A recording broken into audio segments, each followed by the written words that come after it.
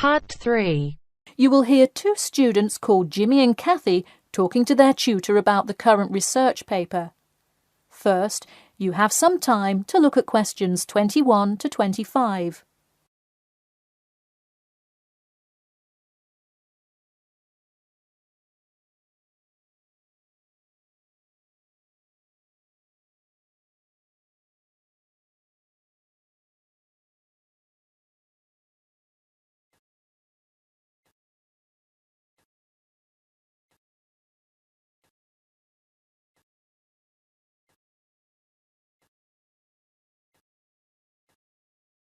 Now, listen carefully and answer questions 21 to 25.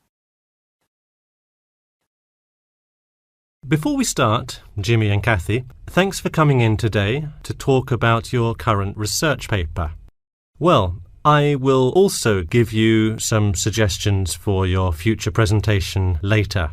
That's great. OK, I've read the introductory chapter, and so far I like where you're going with your research, you two. Thanks. What did you think of the procedure section? I haven't got there yet. I'll get to that and the results and discussion section in a bit. Oh, if you haven't read the rest, are you just saying you like the introduction? No, the layout is really well done. You have each section clearly marked and have the header and footer perfectly formatted. And your title page is right on the money. A lot of students have trouble with that one. To be honest, we did refer a lot to the example we received in class. That's good to do for spacing and layout, as long as you're not also copying the information. The background information is a little sparse, though. You may want to add to it. You think so? I was more worried about whether I had enough data. You definitely need more background information. I would think about finding some more online articles or doing more research in the campus library. That's a good idea.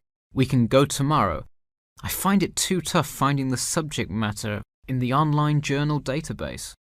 I also like being able to flip through the physical journal as opposed to trying to scroll down on a computer. Me too. Oh, I almost forgot. I've included all of my citations in the abstract, but could you help me with the bibliography? I should be using a bibliography, right? Not an appendix. Sure, I can help with that. Yes, for this type of scientific research paper, list all sources that you cite in the body of your paper in a bibliography. Go to the website I gave you last time to see the exact way to list each source. Okay, thanks. I'll do that. We still have a lot of things to fix up. Yeah, but there's a lot of good stuff here to work with. So enough about the paper. How is the presentation going? Well, it's all right. I'm going to go try out the new presentation software while Jimmy's working on the bibliography. Yeah, we are hoping to make an animation of an actual pump, but still have a lot to learn about how to do that. Before you hear the rest of the talk, you have some time to look at questions 26 to 30.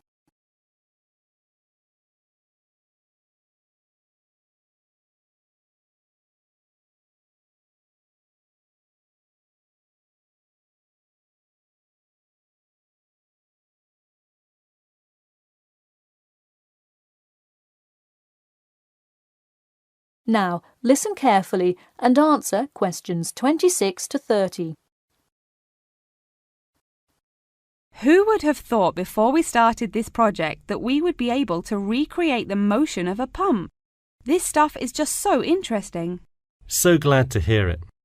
Yeah, I am glad I took engineering this semester. I would definitely like to keep up with it.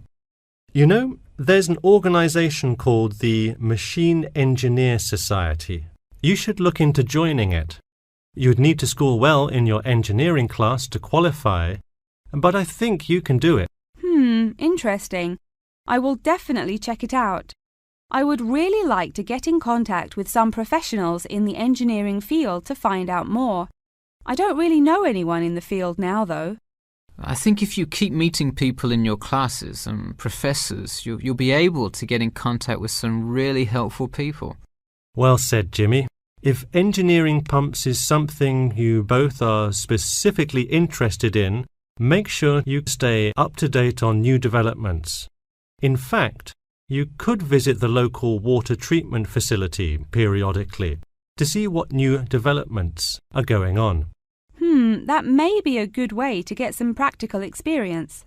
Well, I don't think they would let you handle any equipment by just visiting the facility.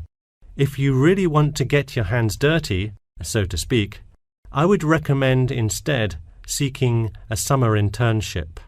Wow, you have so many helpful suggestions for getting a leg up.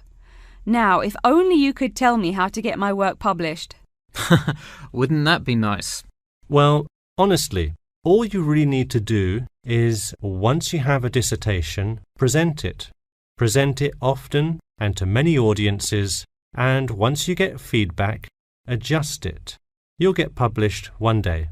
Wow, this meeting has been truly inspiring. Thanks for your help. That is the end of Part 3. You now have half a minute to check your answers.